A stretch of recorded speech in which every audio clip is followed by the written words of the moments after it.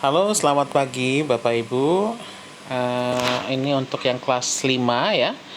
Kelas 5 pendampingan penyusunan peta respon Pusat Krisis Kesehatan Kemenkes RI tahun 2021 hari kedua mengenai strategi mobilisasi sumber daya kesehatan. Seperti yang telah saya sampaikan kemarin ya Bapak Ibu, ini adalah sequel dari materi yang kemarin peta respon, peta risiko dan peta respon. Kenapa saya bilang sequel? Jadi ini lanjutan pengimplementasian dari peta respon yang kemarin sudah kita diskusikan. Jadi baik Bapak Ibu, ini video ini khusus saya buat jika ternyata dalam penyampaian materi saya terpotong oleh sholat Jumat untuk Bapak Ibu di WIT, terutama di Provinsi Maluku dan juga Provinsi NTT yang melaksanakan sholat Jumat. Baik, kita mulai saja. Ini pendahuluannya bagaimana strategi mobilisasi. Jadi kita lihat di sini pada saat terjadi bencana atau adanya anomali di alam. Jadi apakah dampak kesehatan ini mampu diatasi oleh kapasitas yang ada dan tidak menjadi krisis, atau tidak mampu diatasi oleh kapasitas yang ada sehingga membutuhkan bantuan sumber daya kesehatan dari luar, baik itu luar sektor kesehatan maupun luar daerah kabupaten Bapak Ibu sekalian. Nah, ini kita taunya dari mana? Jadi ini kita lihat kerangka konsepnya. Saat terjadi bencana atau ada event tadi itu, ada suatu kejadian, tim RHA. Nah, ini jadi di kabupaten Bapak Ibu harus disiapkan. Tim RHA ini melakukan kaji cepat masalah kesehatan. Jadi form RH apa saja yang dilihat itu ada di Permenkes 75 tahun 2019. Saya yakin Bapak Ibu sudah familiar dengan form tersebut. Jadi dari RHA ada rekomendasi hasil kaji cepat masalah kesehatan dan apakah perlu atau tidak perlu memobilisasi sumber daya dari luar daerah. Itu tergantung dari hasil RHA-nya. Kemudian jika dibutuhkan mobilisasi sumber daya, itulah kita bikinkan peta respon dan rencana operasi agar sumber daya yang dikirimkan itu efektif dan efisien. Pemenuhan sumber dayanya efektif dan efisien didistribusikan di daerah-daerah terdampak oleh koordinator klaster kesehatan yang mengkoordinasikan upaya mobilisasi. Nah, ini definisinya kaji cepat masalah kesehatan atau rapid health assessment. Jadi ada serangkaian kegiatan yang meliputi mengumpulkan, mengolah, dan menganalisa data dan informasi untuk mengukur dampak kesehatan dan mengidentifikasi kebutuhan kesehatan masyarakat terdampak yang memerlukan respon segera di Permenkes 75 tahun 2019. Ini bentuknya formulir pelaporan penilaian cepat kesehatan, kejadian krisis kesehatan. Jadi yang dilihat apa saja di sini, kita lihat ada lokasi bencana, jumlah korban, fasilitas kesehatan yang rusak, fasilitas umum yang rusak, kondisi sanitasi dan kesehatan lingkungan di lokasi penampungan pengungsi, ketersediaan sumber daya, upaya penanggulangan yang telah dilakukan, bantuan yang diperlukan, dan rekomendasi. Apakah membutuhkan atau tidak, apakah perlu dideklarasikan sebagai bencana alam atau non-alam atau tidak. Nah, tujuannya ini ada siaga darurat, jadi menilai dan menganalisa potensi resiko krisis kesehatan. Jadi kebutuhan kesehatannya apa saja. Pada masa tanggap darurat, jadi penilaian dampak kesehatan yang terjadi dan kebutuhan-kebutuhan awal pada status tanggap darurat biasanya dibutuhkan EMT, Emergency Medical Team, atau relawan kesehatan, begitu Bapak Ibu. Dan untuk transisi darurat, jadi menginventarisasi, mengumpulkan informasi-informasi mengenai kebutuhan untuk pemulihan program bidang kesehatan, mengembalikan pada saat dari fase tanggap darurat menjadi program-program yang normal seperti itu. Jadi itulah tujuan kaji cepat masalah kesehatan. Jadi selalu dilakukan di fase-fasenya. Nah, ini kita lihat bagaimana hubungannya peta respon kesehatan dengan mobilisasi tadi ya. Jadi untuk memudahkan pihak-pihak berkepentingan mengambil tindakan cepat. Jadi kalau bisa memang ini dilakukan secara cepat Bapak Ibu. Jadi sesuai wilayah tanggung jawab masing-masing. Nah, ini maksudnya apa? Sesuai wilayah tanggung jawab masing-masing. Tadi kita sudah dengar mengenai SPM. Nah, di SPM itu ada sub-sub cluster yang berkontribusi.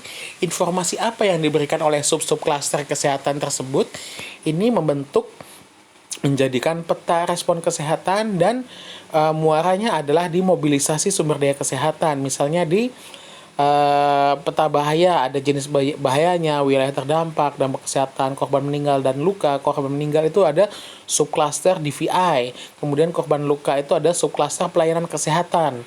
Nah, di peta kerentanan juga lokasi dan jumlah pengungsian, wilayah yang terisolir. Jadi di peta kerentanan ini kita lihat adanya pengungsian. Nah, yang dibutuhkan di pengungsian apa? Ibu hamil, kemudian dan lain-lain sebagainya. Itu ada di subcluster reproductive health itu kesehatan reproduksi ya.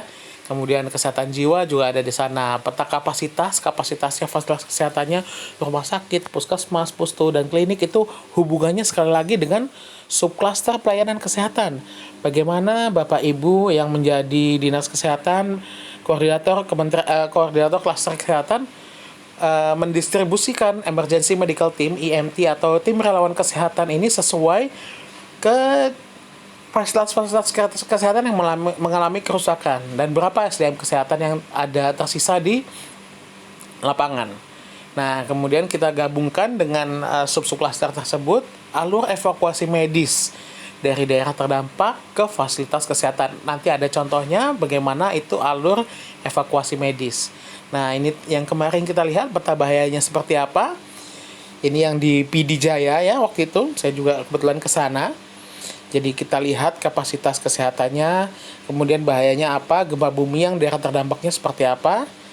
Yang kedua, peta kerentanan, jadi pos-pos pengungsiannya di mana saja, ada berapa populasi ibu hamil, ibu menyusui, anak balita, batita, dan membutuhkan tenda reproduksi, tenda untuk ibu melahirkan seperti itu. Itu ditempatkan di mana? Apakah cukup atau tidak? Kemudian bidan-bidan yang dimobilisasi dari daerah lain mau ditempatkan di mana? Seperti itu. Ini peta kerencanaan dan ini peta kapasitas yang seperti kemarin. Ada puskesmas, jumlah SDM-nya yang ada berapa, yang aktifnya berapa. Di sini kok nol semua ya. Kalau kita lihat berarti ini puskesmasnya tidak aktif semua. Misalnya seperti itu. Kemudian titik-titik pengungsi yang diberikan layanan oleh puskesmas tersebut ada berapa. Jadi kita memobilisasi sumber daya kesehatan, relawan kesehatan sesuai dengan kapasitas yang ada di lapangan. Secara implementatif seperti itu. Kita lanjutkan, jadi peta kapasitas tim mobile clinic di Tapalang, misalnya ada berapa tim di sana. Ini sepertinya baru 2 tim yang datang ke Kecamatan Tapalang, ada MDMC dan juga HIPGABI.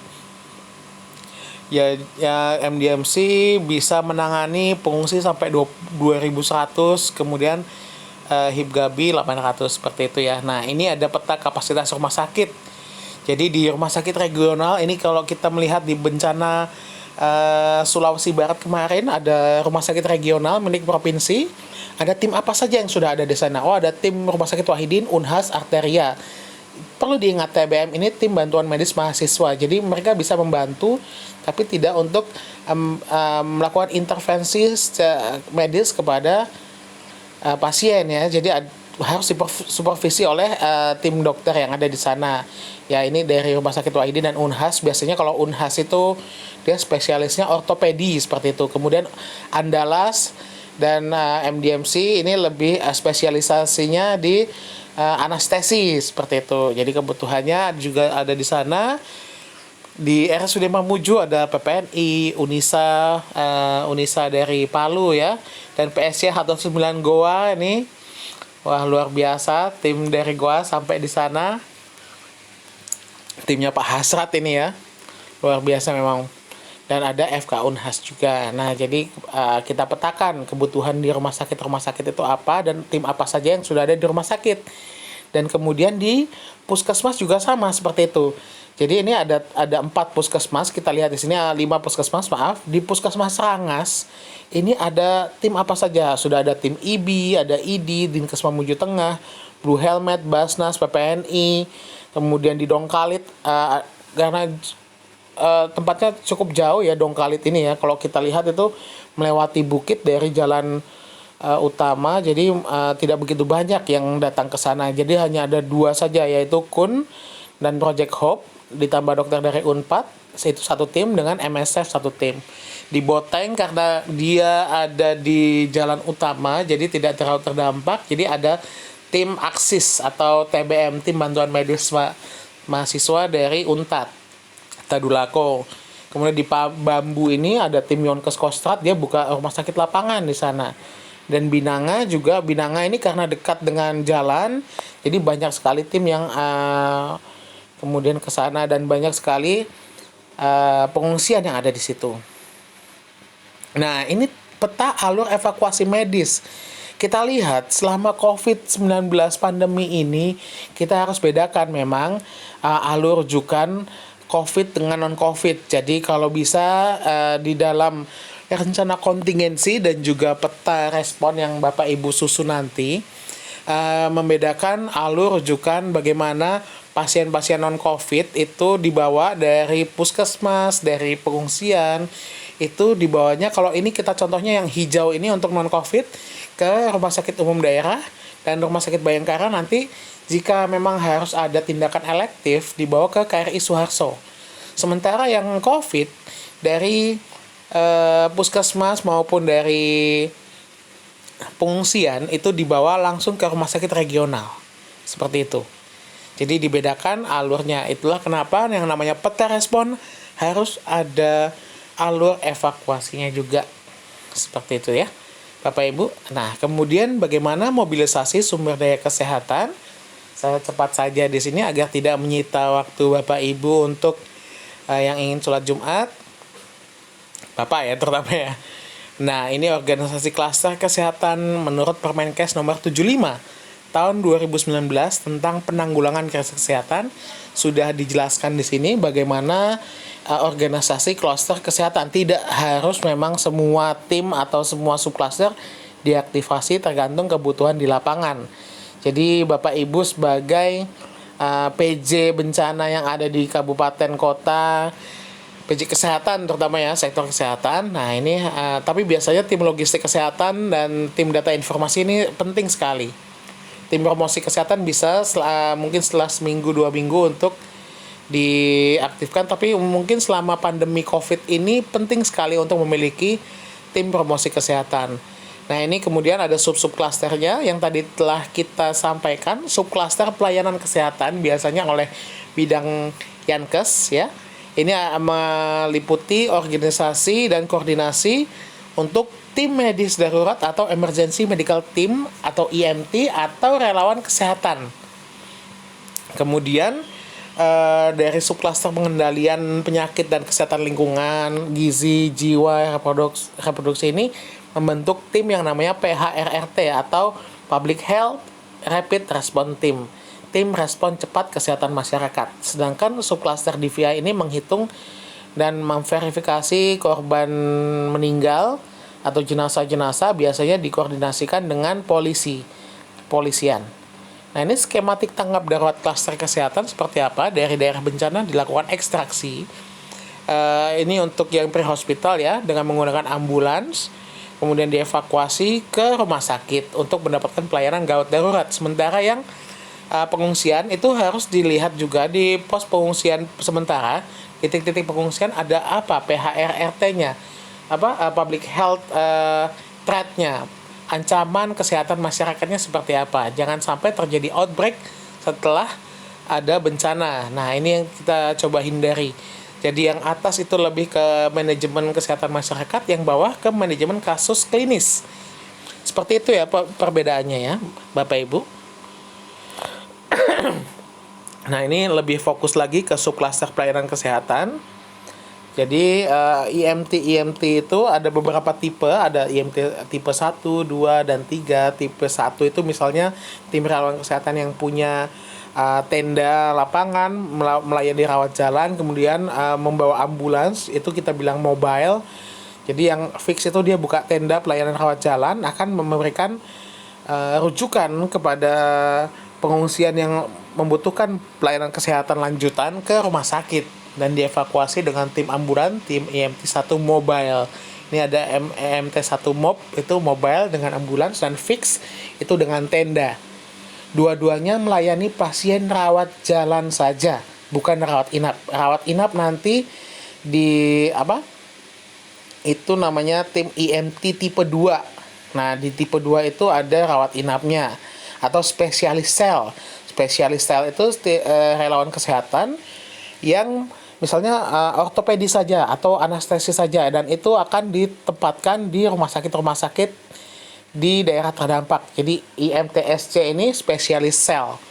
Seperti itu Bapak Ibu. Tapi khusus untuk KRI Suharto, dia tuh IMT tipe 3 karena dia fully operated tanpa ada dukungan dari daerah terdampak. Jadi IMT tipe 1 itu untuk yang rawat jalan, IMT tipe 2 itu rumah sakit lapangan, IMT tipe 3 itu yang benar-benar mandiri sekali, seperti KRI Suharto.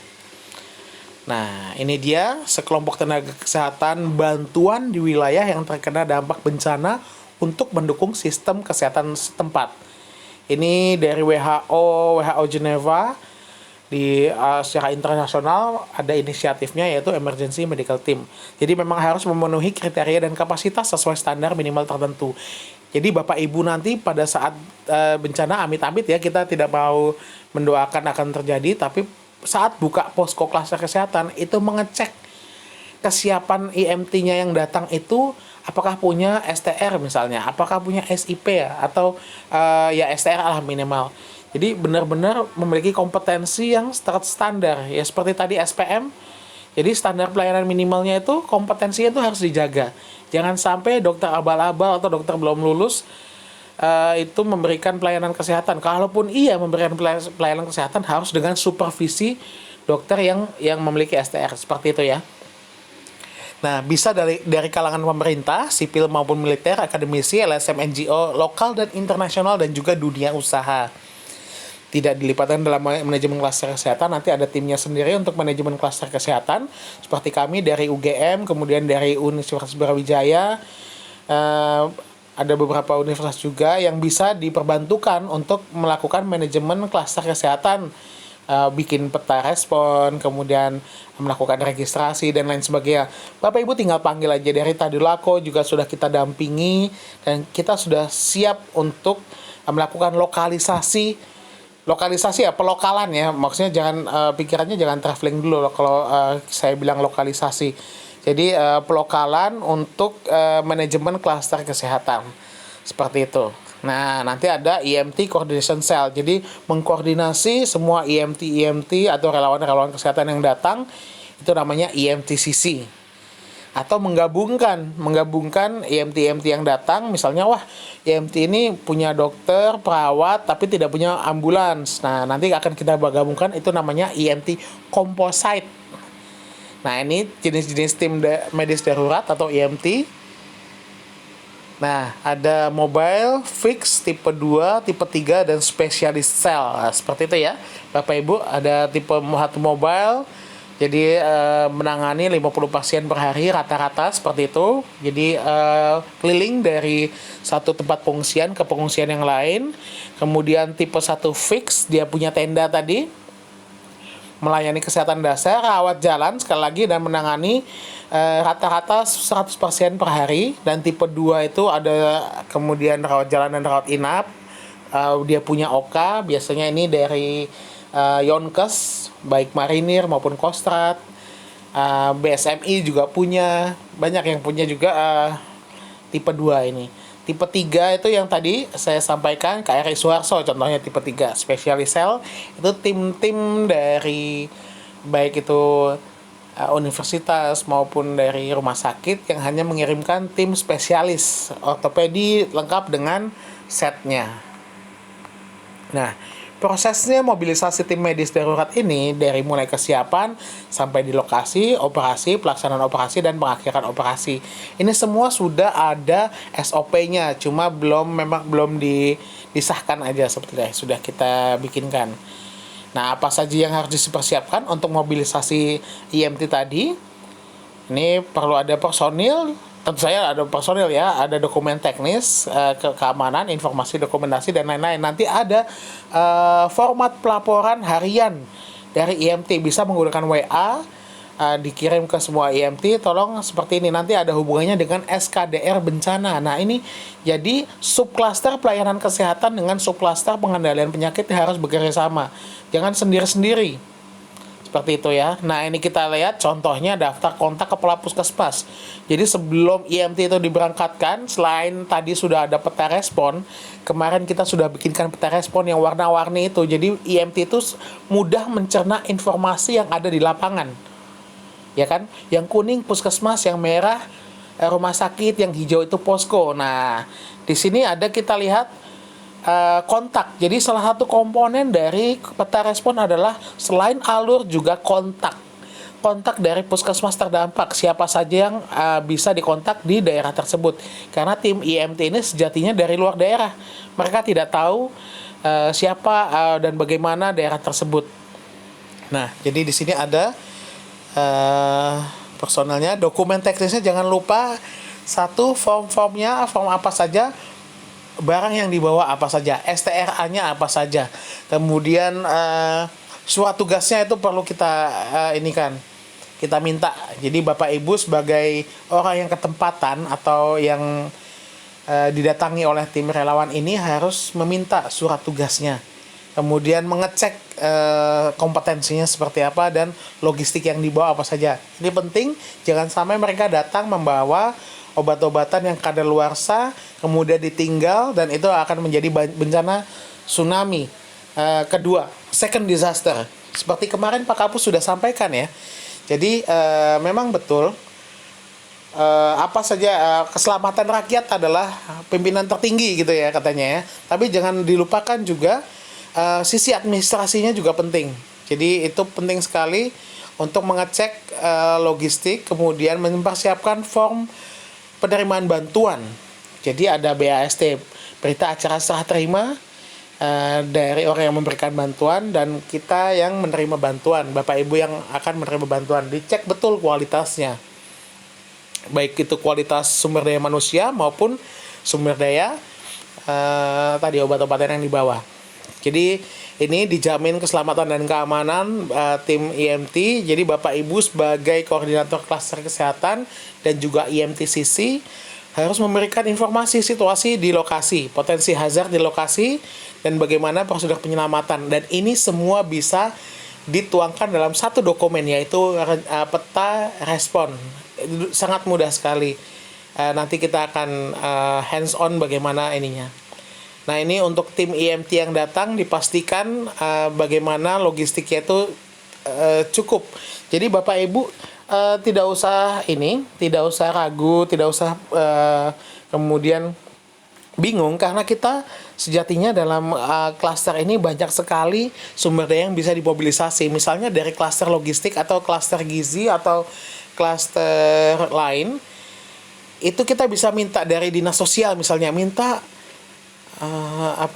tenda dapur umum. Nah, ini penting sekali agar logistik individu pemenuhan makanan tim relawan kesehatan itu bisa dipenuhi oleh sumber daya lain.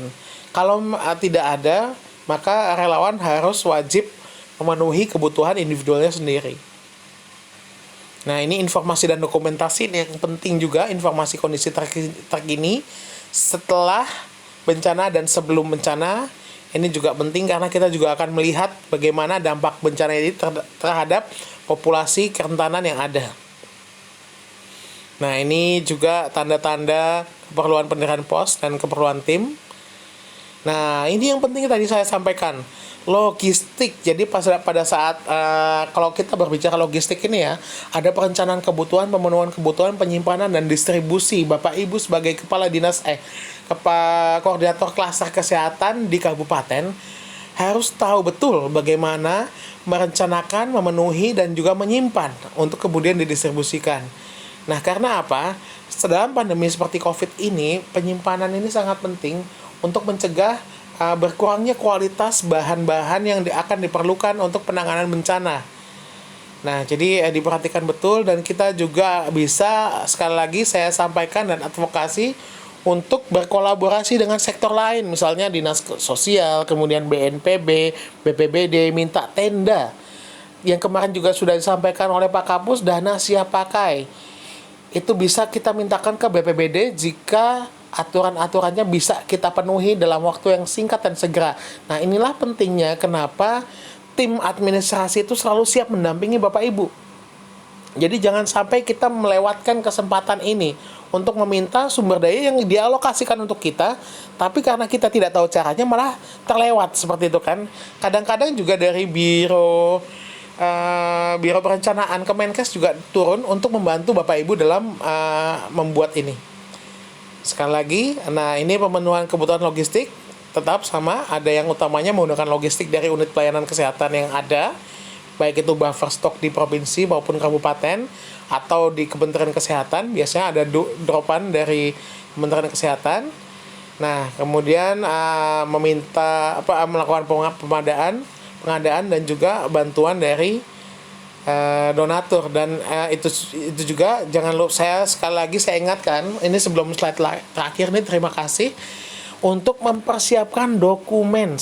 Bapak Ibu, saya dulu sebelum di UGM ini, di organisasi saya yang dulu di WHO, itu bolak-balik ke Aceh hanya untuk mengurus pemusnahan mobil yang didatangkan pada saat tsunami. Memang betul, seperti ulang lagi, memang betul yang dikatakan bahwa kesejahteraan rakyat itu adalah pimpinan tertinggi. Tapi jangan lupakan dokumentasi yang resminya itu juga perlu diurus, karena waktu itu mungkin yang mendatangkan tuh orang luar negeri ya. Jadi orang bule, mereka kurang paham dengan tata cara administrasi. Jadi mobil-mobil dari tsunami itu tidak punya STNK, tidak punya BPKB, hanya form B saja dan tidak bisa diurus. Kalaupun mau diurus harus bayar pajak yang mahal. Itu satu contoh aja. Kalau obat-obatan jelas di BNPB maupun di Permenkes itu sudah jelas, dia masa kadaluarsa 1 tahun sampai 2 tahun, di BNPB malah 2 tahun ya. Nah, jadi 2 tahun kadaluarsanya jangan diterima. Silahkan digunakan kalau memang ada tim IMT yang membawa obat-obatan, kemudian dibawa lagi pulang. Jangan ditinggal di puskesmas. Ini penting sekali, karena saya juga pernah memusnahkan obat-obatan sisa gempa Jogja 2006 itu sebanyak 42 ton. Kemudian sisa tsunami Aceh itu 100 ton. Kita tidak ingin hal yang sama terjadi di daerah Bapak Ibu nanti, karena itu juga akan memakan biaya. Jadi disiapkan betul BAST-nya, berita acara serah terima, baik itu bahan habis pakai maupun aset bergerak ya. Mungkin itu dari saya untuk mobilisasi sumber daya kesehatan, karena slide terakhir ini adalah terima kasih. Terima kasih perhatiannya. Silakan jika ada Bapak Ibu ada pertanyaan, bisa saya dihubungi di WA di 0817 545 0684 atau melalui Pusat Krisis Kesehatan melalui Bang Budiman atau Ibu Ina. Terima kasih atas perhatiannya. Assalamualaikum warahmatullahi wabarakatuh.